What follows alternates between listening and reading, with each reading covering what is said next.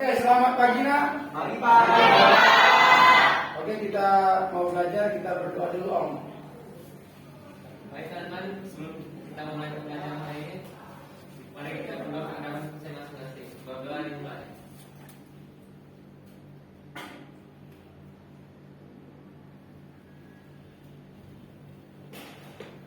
Berdoa selesai.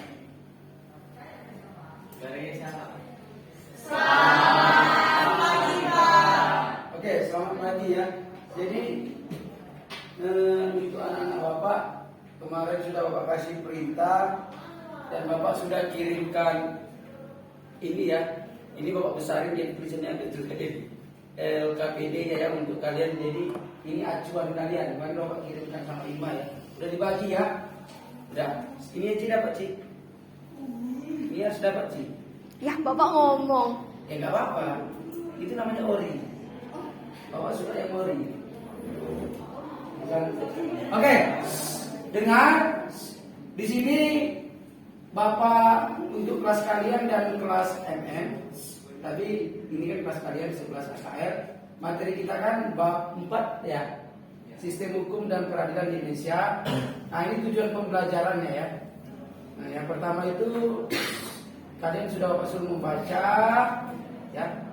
Membaca, kemudian nanti setelah kalian baca, kalian diskusi, masing-masing kelompok mempresentasikan hasil diskusinya ya. Nah, ini perintahnya sudah Pak kasih. Baca buku PKN kita kelas 11 bab 4, kemudian bisa cari dari sumber lain ya. Dan materinya pun sudah Pak kasih, contoh kelompok A angkat tangan. Oke, Dina dan kawan-kawan mengidentifikasi pengaruh sistem hukum Indonesia, menguraikan sistem peradilan Indonesia. Kelompok B angkat tangan. Oh, Ima dan kawan-kawan. Kelompok C, oh, Rudi Ong dan kawan-kawan ya. Menunjukkan sikap sesuai dengan hukum.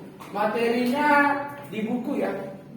Kemudian dari ini pertanyaan Bapak nanti terakhir aja. Jadi pertanyaan Bapak nanti kan ini pertanyaan Bapak untuk semua. Terakhir aja. Jadi pas diskusi pertanyaan dari kelompok aja. Contoh kelompok A yang tanya, kelompok B dan C. Kemarin kan sudah Bapak tetapkan ya. Masing-masing kelompok berapa pertanyaan? Satu aja, nggak usah banyak ya. Oke? Kemudian kalian diskusi dulu lebih kurang 5 menit. Baru nanti kelompok A siap-siap ya.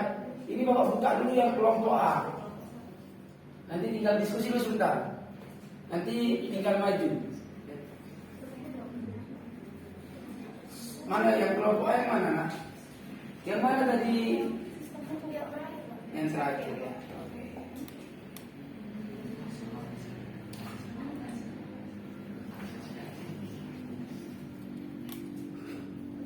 Ini kita pakai model belajar kita itu ya, apa namanya? Ada yang sudah baca ini Bapak? Pakai model apa? Kemarin? Di sini ada Bapak tulis kemarin.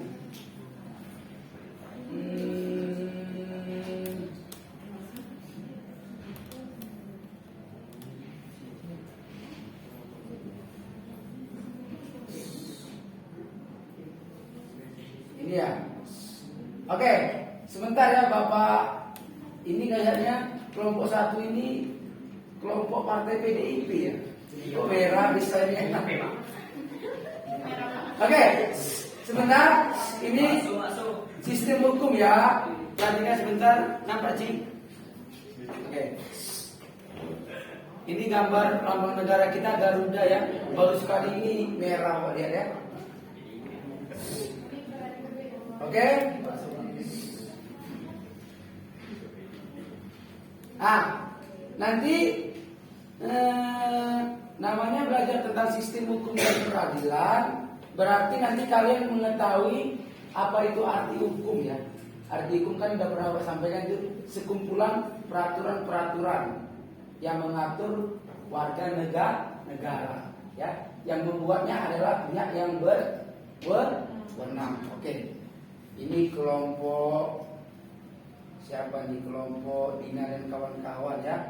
Kemudian nanti ada kelompok B tentang peradilan, kelompok Rudi Ong nanti tentang sikap yang bagaimana yang harus kita tunjukkan atau praktikan. Praktikan kan bahasa Indonesianya, bukan praktek. Oke, contoh apotek apa apotik?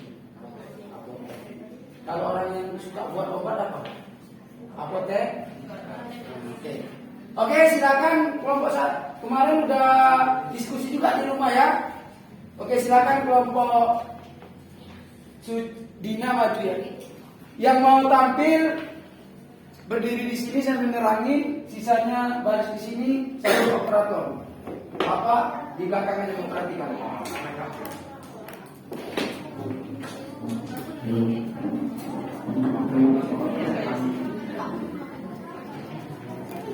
Paling lama 10 menit ya, 12 menit.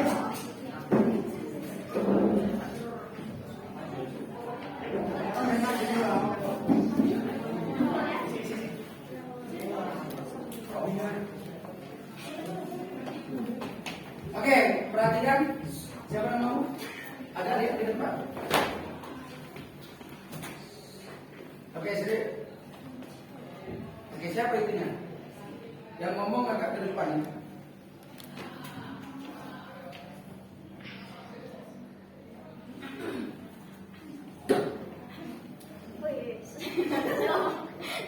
Oke, selamat pagi semuanya.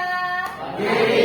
Oke, terima kasih yang sudah menjawab. Semoga masuk surga, dan tidak menjawab, semoga tidak masuk angin. Oke, kami dari kelompok 1 ingin mempresentasikan dari bab 4, yaitu sistem hukum Indonesia. Jadi yang pertama akan mempresentasikan yaitu Angeli. Kepada Angeli dipersilakan.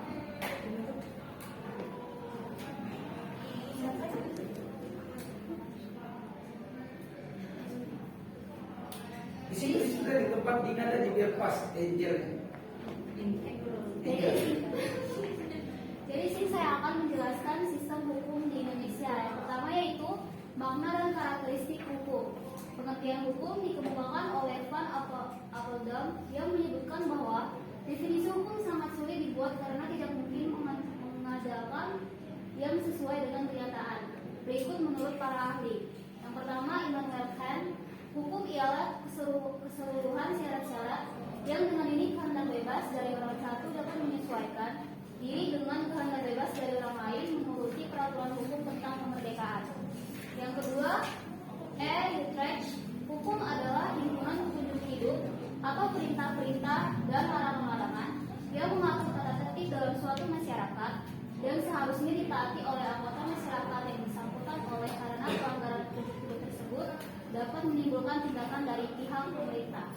Yang ketiga, JCT Simorafir dan Garjono Sastro Pranoto. Hukum adalah peraturan-peraturan yang bersifat memaksa yang menentukan tingkah laku manusia dalam lingkungan masyarakat yang dibuat oleh badan resmi yang berwajib. Pelanggaran terhadap peraturan-peraturan tadi dapat berakibatkan diambil tindakan yaitu dengan hukuman tertentu. Yang keempat, SM Amin SH. Hukum adalah kumpulan peraturan yang terjadi dari norma dan sanksi, dan tujuan hukum itu adalah mengadakan ketatatertiban dalam pergaulan manusia sehingga keamanan dan ketertiban terpelihara. Dan yang terakhir yaitu dari Motar Kusuma Remaja, yaitu hukum adalah keseluruhan kaidah-kaidah serta asas-asas yang mengatur ketertiban yang meliputi lembaga-lembaga dan proses-proses guna mewujudkan berlakunya kaidah itu sebagai kenyataan dalam masyarakat. Dan selanjutnya kita akan membahas tentang unsur, ciri, kaidah, dan sifat hukum. Yang pertama, unsur hukum. Disusun oleh berbagai ahli di pembahasan sebelumnya, kesimpulan bahwa hukum meliputi sejumlah unsur berikut, yaitu yang pertama, peraturan mengenai tingkah laku manusia dalam pergaulan masyarakat. Yang kedua, peraturan itu diadakan oleh badan-badan resmi yang berwajib. Ketiga, peraturan itu bersifat memaksa. Dan yang terakhir, sanksi terhadap pelanggaran peraturan adalah tegas. Yang kedua, ciri hukum. Ciri hukum yaitu adanya perintah atau larangan yang harus dipatuhi setiap orang agar tata tertib dalam masyarakat dapat terpelihara dan terlaksana dengan baik. Yang ketiga yaitu kaidah hukum. Peraturan-peraturan hidup dalam kemasyarakatan tersebut disebut sebagai kaidah hukum. Ditinjau dari segi isinya, kaidah hukum dibagi menjadi 3, yaitu sebagai berikut. A. Berisi perintah. Kaidah hukum yang sudah ditetapkan mau tidak mau harus dijalankan dan ditaati, seperti ketentuan wajib pajak. B. Berisi larangan. Kaidah hukum mengatur ketentuan terhadap suatu perbuatan yang tidak boleh dilakukan seperti larangan mencuri. C. Berisi perkenan. Kaidah hukum mengatur ketentuan yang tidak mengandung perintah dan larangan, tetapi suatu pilihan boleh digunakan atau tidak, seperti perjanjian pernikahan. Yang keempat, sifat hukum. Dari penjelasan mengenai kaidah hukum terlihat bahwa hukum mempunyai sifat mengatur dan memaksa.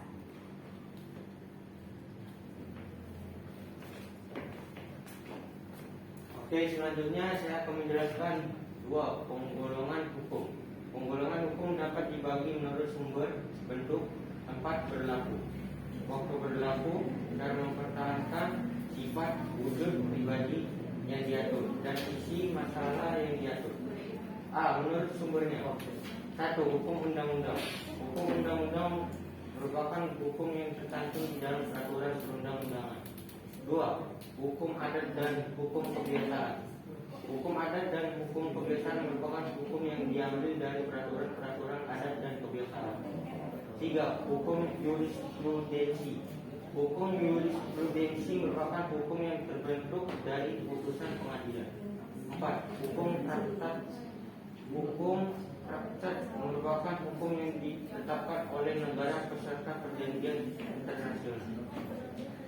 Selanjutnya, B. Menurut bentuknya. 1. Hukum tertulis. Hukum tertulis merupakan hukum yang dapat ditemui dalam bentuk tulisan dan dicantum dalam berbagai peraturan negara. A. Hukum tertulis yang dikodifikasi, yaitu hukum yang disusun secara lengkap, sistematis, teratur. Mati bang. Tuhan tidak meridhoi kita. Oh, tidak menyetujui. Oke, lanjut aja bang. Ingat ya bang? Enggak ya.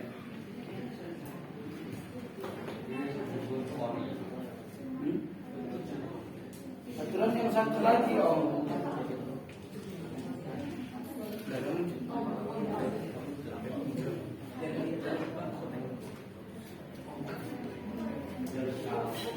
Kosong.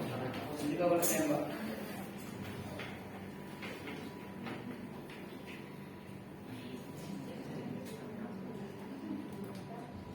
Kok lama sekali? Maksudnya lagi di proses kembali Pak, selama di bendara. Nah, oke.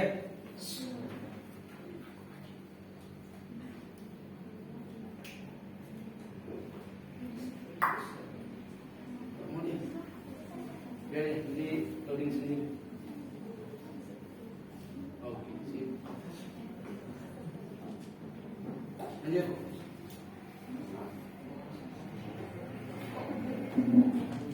Contohnya kitab undang-undang hukum pidana dan kitab undang-undang hukum perdata.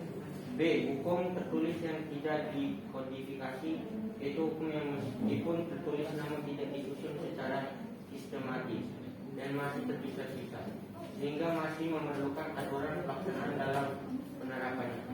Contohnya undang-undang dan peraturan pemerintah. 2. Hukum tidak tertulis. Hukum tidak tertulis merupakan hukum yang hidup, diyakini dan dipatuhi di dalam masyarakat meskipun tidak dibentuk oleh prosedur formal. Berapa slide kalian buat? 16. Jadi nanti ini satu hari kelompok kalian aja di 16 slide. Kau buat PPT-nya begini sih nak. Ini namanya sudah copy paste dari internet. Tuh. Kalian tempel. Namanya PPT itu hanya garis besar. Habis itu kalian terangin. 16 lagi baru 2 slide. Ya kan? Sampai hari Minggu nggak selesai kenapa? Ini udah ke-8 Pak. Hah? Slide ke-8. Udah slide berapa?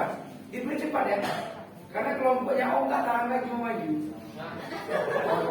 Baik, selanjutnya Orang menurut tempat berlakunya ada 1. Hukum nasional. Hukum nasional merupakan hukum yang berlaku di dalam suatu negara tertentu. Yang kedua, hukum internasional. Hukum internasional merupakan hukum yang mengatur hubungan antar dua negara atau lebih yang berlaku secara universal baik secara keseluruhan maupun bagi negara yang mengikat diri dalam perjanjian internasional. Yang ketiga, hukum asing. yaitu hukum asing merupakan hukum yang di dalam wilayah negara lain. Adapun menurut waktu berlakunya, 1. Ius quantitum atau hukum positif atau berlaku sekarang, merupakan hukum yang berlaku saat ini bagi masyarakat tertentu dalam wilayah tertentu juga. Contohnya, Undang-Undang Nomor 26 Tahun 2000 tentang Pengadilan Hak Asasi Manusia. Yang kedua, ius quantitum atau hukum negatif atau akan datang, merupakan hukum yang dicita-citakan, diharapkan, atau direncanakan akan berlaku pada masa yang akan datang.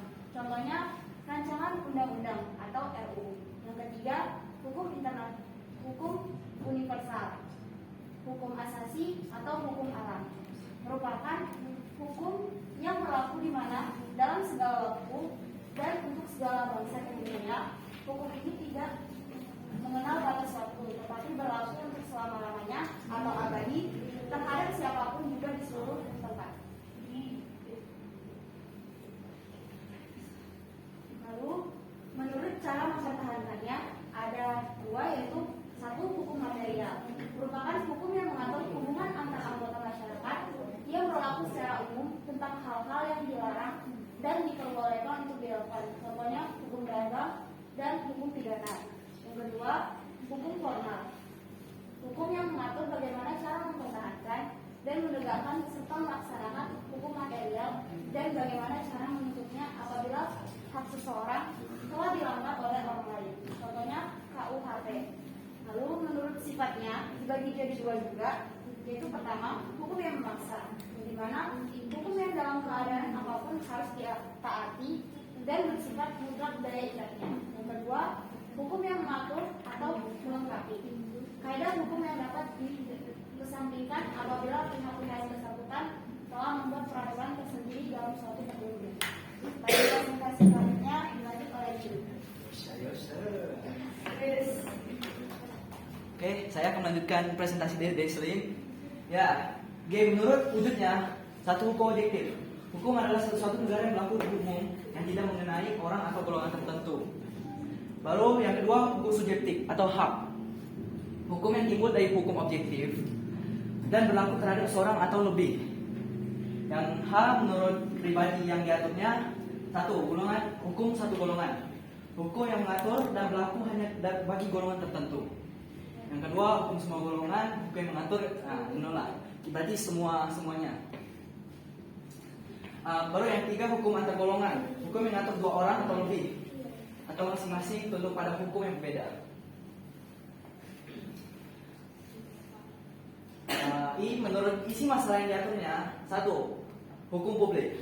Hukum yang mengatur hubungan antara warga, negara, dan negara yang menyangkut kepentingan umum atau publik.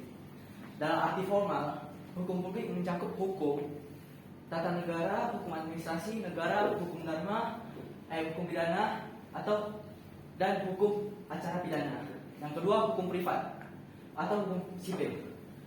Hukum yang menitik beratkan pada kepentingan perseorangan privat, berarti warga negara, pribadi atau sipil. Hukum privat mencakup hukum perdata, hukum dagang, dan hukum waris. Ada perbedaan hukum publik dan hukum privat. Ya, hukum privat yaitu yang pertama adalah mengutamakan kepentingan individu. Yang kedua, mengatur hal ihwal atau mendasar yang bersifat khusus. Yang C, dipertahankan oleh individu. Dan yang keempat, asas perdamaian diutamakan dan diupayakan oleh hakim. Yang kelima, gugatan pihak penggugat dapat ditarik kembali setiap saat. Yang keenam, sanksinya berbentuk perdata, macam hukumnya kurungan sebagai pengganti hukum denda. Kemudian hukum publik yaitu mengutamakan pengaturan kepentingan umum. Yang kedua, mengatur hal ihwal berdasarkan awal yang bersifat umum. Yang ketiga, dipertahankan oleh negara melalui jaksa, tidak mengenal asas perdamaian, gugatan dapat dicabut kembali. Lalu sanksi umum, macam hukuman adalah hukuman mati, penjara, kurungan, denda, dan hukum tambahan.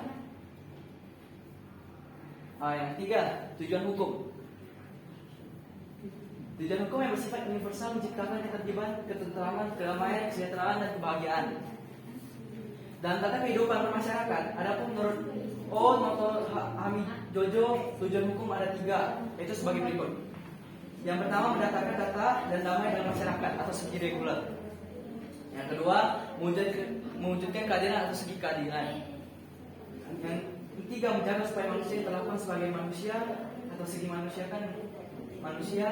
Di antara 3 tujuan tersebut, tujuan yang paling hakiki dan hukum adalah kemanusiaan manusia. Oke, selanjutnya saya persilakan untuk Nina Ramadhani untuk melanjutkan presentasi saya. Oke guys, I'm back.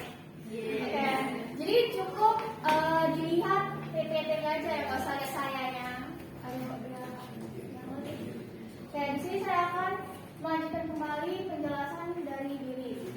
4. Fungsi hukum, yaitu 1.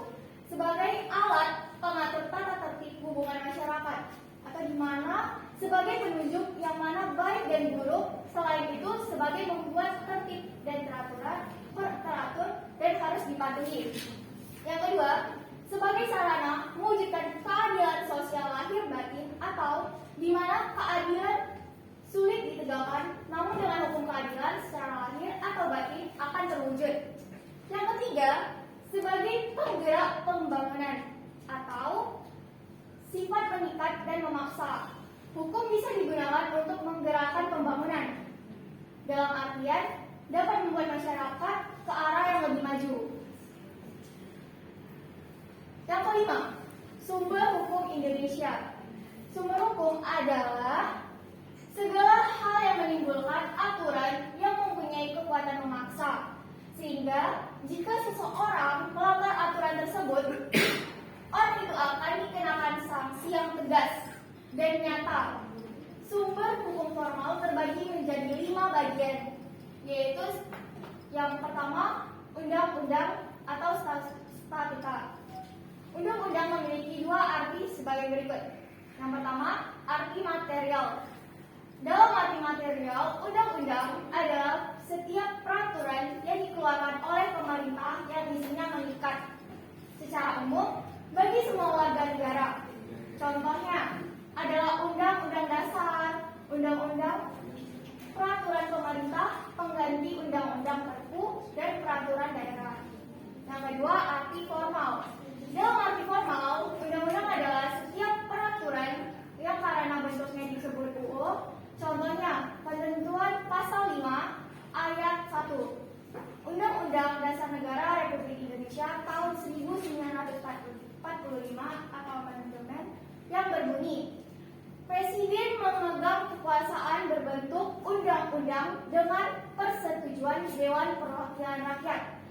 Maka UU yang dibentuk oleh Presiden bersama dengan DPR diakui sebagai sumber hukum formal. Sebentar aja.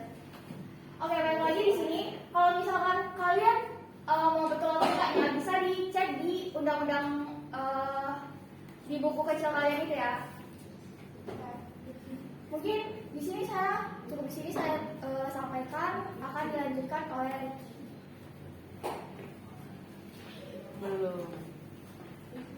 Ya, untuk selanjutnya itu D, hukum tidak tertulis atau kebiasaan. Hukum tidak tertulis atau kebiasaan merupakan perbuatan yang diundang-undang terhadap hal yang sama dan kemudian diterima serta diakui oleh masyarakat. Dalam praktik penyelenggaraan negara, hukum tidak tertulis itu disebut konvensi. Oleh karena itu, hukum tidak tertulis atau kebiasaan sering digunakan hakim untuk memutuskan perkara yang berkaitan diatur di dalam undang-undang. Yang selanjutnya C, keputusan hakim atau jurisprudensi. Jurisprudensi itu adalah keputusan hakim terdahulu terhadap suatu perkara yang tidak diatur oleh undang-undang dan dijadikan pedoman oleh hakim lainnya dalam memutuskan perkara yang serupa. Jurisprudensi timbul karena adanya peraturan perundang-undang yang tidak jelas pengertiannya sehingga menyulitkan hakim dalam memutuskan suatu perkara. Maka hakim akan melakukan penafsiran, membuat atau membentuk hukum baru dengan cara pada putusan hakim terlebih dahulu, khususnya tentang perkara yang sedang dihadapinya. D. Traktat adalah perjanjian-perjanjian yang dibuat oleh dua negara atau lebih mengenai persoalan-persoalan tertentu yang berhubungan dengan kepentingan negara tersebut. Traktat dibagi menjadi 2 dalam pelaksananya. Yang pertama, traktat bilateral. Tap-tap ini dibuat oleh sebuah negara bersifat tertutup dan di mana hanya melibatkan dua negara yang berkepentingan.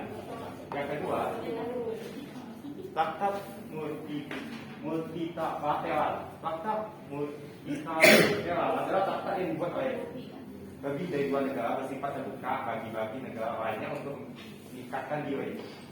Doktrin. Doktrin itu adalah pendapat para ahli hukum terkemuka yang menjadikan dasar-dasar pedoman penting dalam hukum dan pendapatnya. Doktrin juga disebut sebagai sumber formal hukum yang banyak digunakan oleh para hakim dan memutuskan menyelesaikan perkara melalui jurisprudensi. Tata hukum Indonesia. Tata hukum bermakna aturan-aturan hukum yang ditata sedemikian rupa sehingga ada salah satu dan lainnya saling berhubungan dan menentukan. Tata hukum berlaku di suatu negara karena disahkan oleh pemerintah dari negara tersebut. Tata hukum Indonesia dengan demikian adalah tata hukum yang diterapkan oleh pemerintahan negara Indonesia yang terdiri atas aturan-aturan hukum yang ditata atau disusun sedemikian rupa. Dan aturan-aturan itu ada antara satu dengan yang lain saling berhubungan dan menentukan. Sebagai sebuah negara merdeka, NKRI memiliki tata hukum sendiri. Tata hukum Indonesia ada sejak proklamasi kemerdekaan Indonesia tanggal 17 Agustus tahun 1945. Dan sejak diproklamasikan kemerdekaannya tersebut, maka berakhirlah tata hukum kolonial dan sekaligus muncul tata hukum Indonesia. Meski Indonesia telah merdeka, tata hukum Indonesia belum sepenuhnya dapat mengatur kehidupan berbangsa dan bernegara. Oleh karena itu, guna untuk mencegah dan mengisi kekosongan hukum, terdapat UUD NRI tahun 1945 sebelum perubahan. Pada peraturan pelayanan pasal 2 yaitu segala badan negara dan peraturan yang ada masih langsung berlaku selama belum dibiarkan yang baru menurut Undang-Undang Dasar ini.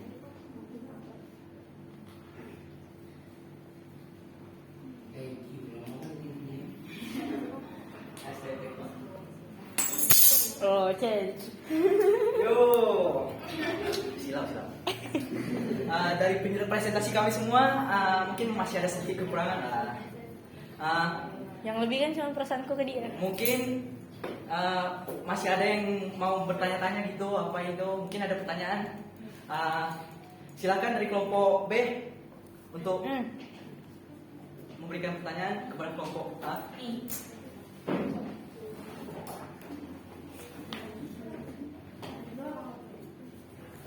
Saya Mutia dari kelompok 2 ingin memberikan pertanyaan kepada kelompok 1.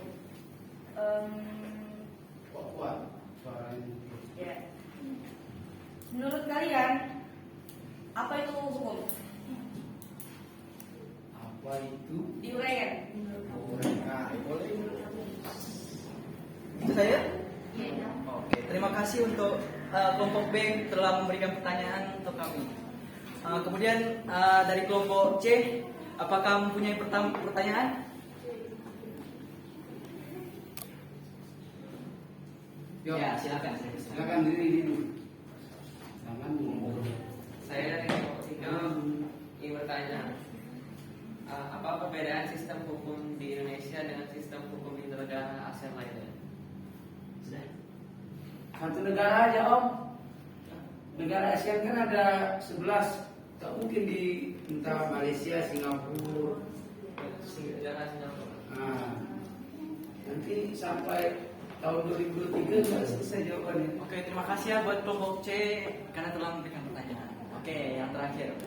Sekarang Bapak nanti dijawab itu. Oke, thank you everyone. Mungkin masih ada kesalahan sedikit atau masih banyak mas. Ya dijawab. Oh, iya boleh. Kayaknya si diri ini salah minum obat.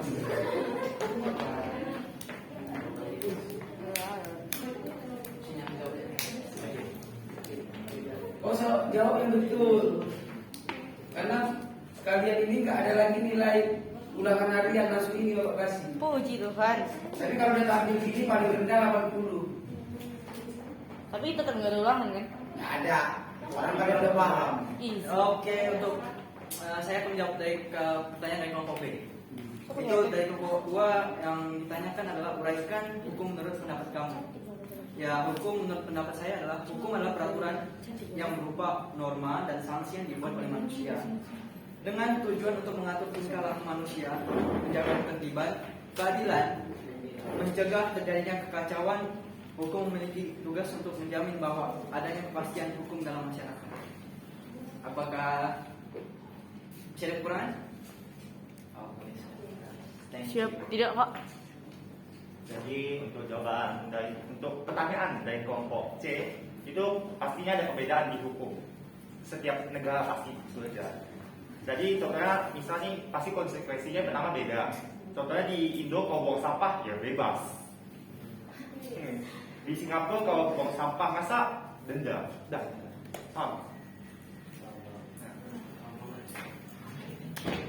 Oh, kami siapa?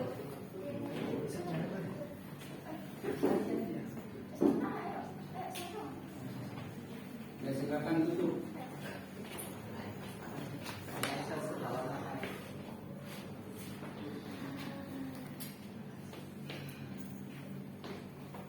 Saya mohon kurang dan lebihnya dari presentasi kami karena kesempurnaan itu hanya ada di lagu Rizky Febian. Oke, makan bakwan, makan terasi. Cakep. Cukup sekian, terima kasih. Sami-sami. Oke. Itu ya surat Bapak. Berapa? Lupa saya Pak. Sama ini ya. Hah? Mati lagi ya? Enggak Pak, buku itu buku. Oke. Sama ini yang kita dari Bapak. Oke.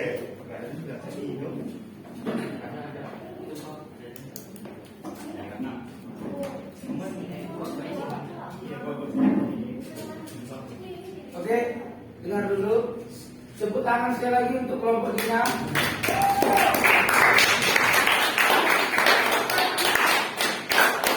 Sebentar ya. Sebentar ada Bapak buka sedikit. Langsung.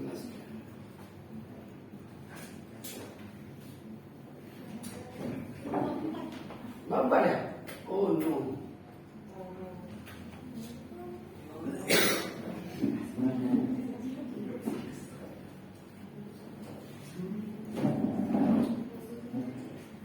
Jadi perhatikan, karena waktu kita terbatas, nanti kita lanjutkan part 2 ya. Nanti kalau kelompok B maju, Bapak nggak enak sama Ibu Ben, Ibu Benia ya kan. Jadi biar saling enak, ya nggak salah Bapak, ya. Nggak apa-apa kan? Oke, perhatikan, Bapak simpulkan aja kelompok 1 ya. Nah ini bicara tentang sistem hukum dan peradilan, sedangkan kelompok 1 materinya tentang sistem hukum, ya kan? Kelompok 1 kira-kira tadi sudah kita kita dengarkan sama-sama ya. Jadi arti dari hukum itu tadi dibacakan oleh Anjeli, banyak dari pakar-pakar ahli ya. Tapi secara umum ya, secara umum itu contoh nih menurut Immanuel Kant, keseluruhan syarat-syarat yang dengan ini kehendak bebas dari orang satu dapat menyelesaikan diri dengan kehendak bebas dari orang lain. Dan peraturan hukum itu tentang kemerdekaan. Artinya kemerdekaan itu adalah kebebasan ya. Nah ini secara umum ya. Hukum adalah peraturan-peraturan hidup kemasyarakatan yang dapat memaksa orang. Jadi sifat hukum itu memaksa untuk kita taati bersama, ya, dengan adanya sanksi bagi pelanggar. Nah di sini sengaja Bapak mau tampilkan ini. Jadi hukum ini, tiga kali ini adalah salah satu agenda reformasi tahun 98. Coba Ci, di dekat ini biar nampak agenda reformasinya. Ini, perhatikan nih. Ini tuntutan reformasi. Nampak enggak? Kenapa sih?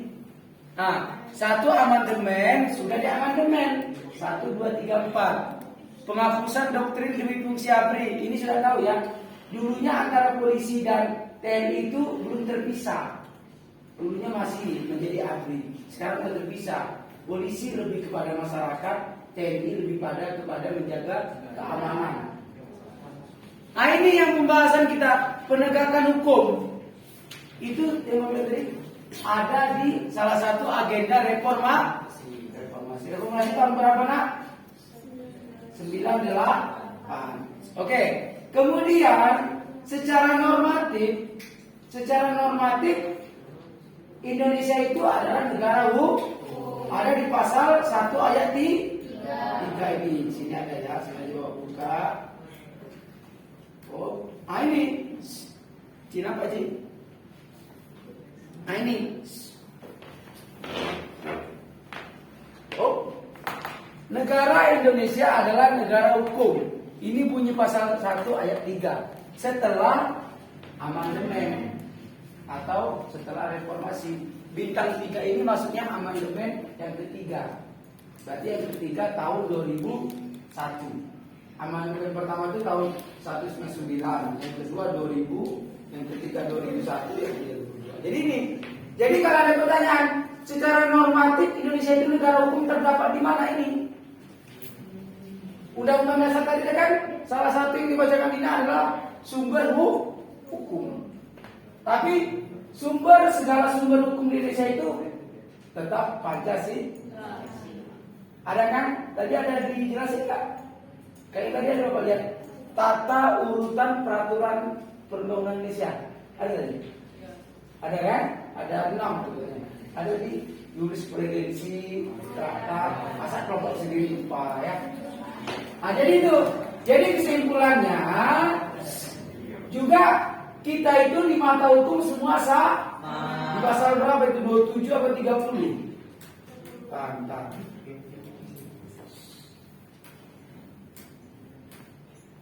Pasal berapa nih? Pasal berapa? Aduh, batu. Pasal berapa nak? Pasal 27 atau 30? Ini udah pasal berapa nih? Pasal 17, 18.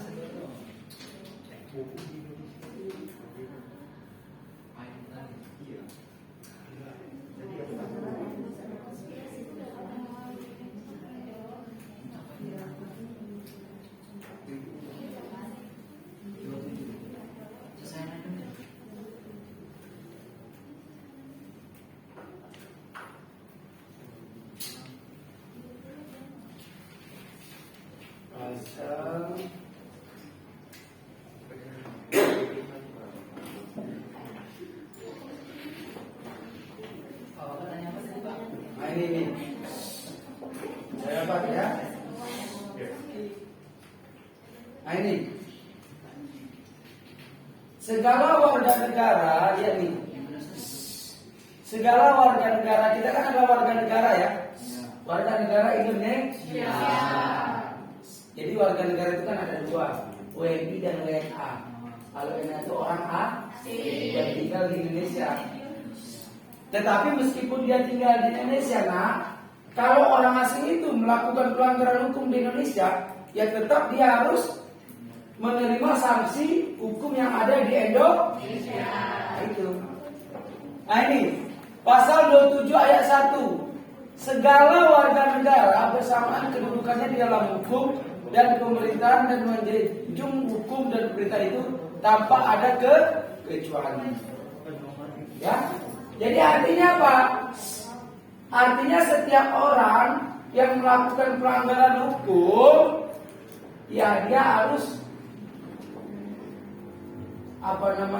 harus bertanggung jawab dengan risiko pelanggaran hukum yang dia perbuat.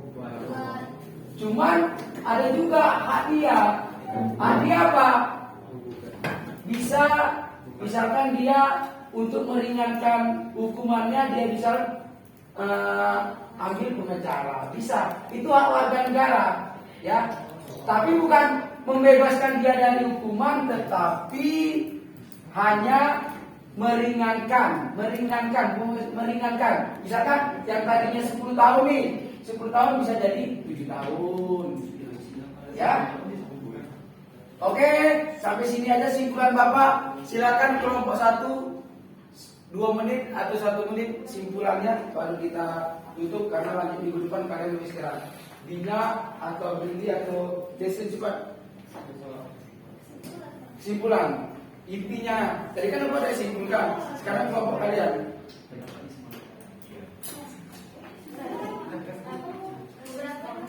Satu orang di sini.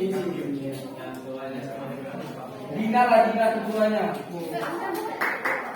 Siapa ketuanya? Oh iya, Anas sama Fitri ya. Tadi aku udah absen, Anas saja. Coba lah Dina aja atau Deslin atau Billy, coba biar kalian istirahat. Kita lanjut minggu depan. Iya, nggak lama-lama, paling simpulan 1 atau 2 menit, paling lama 2 menit. 2 menit itu 120 detik. Kuat. Yuk, bayangin saja Di sini aja, di sini kamu, biar kelihatan. Jadi kesimpulan dari penjelasan kami tadi, di setiap negara itu pasti mempunyai hukum. Orang manapun yang datang ke negara itu melakukan pelanggaran harus dikenakan sanksi. Oke. Sekian dari saya.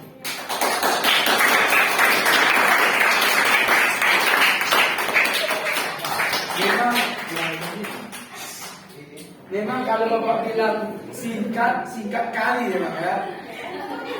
Terkadang ada yang singkat padat jelas, yang ini Bapak nggak tahu. Singkat padat aja lah. Oke lah, selamat pagi. Kita lanjutkan part 2 minggu depan ya. Oke, kita berdoa dulu, Om.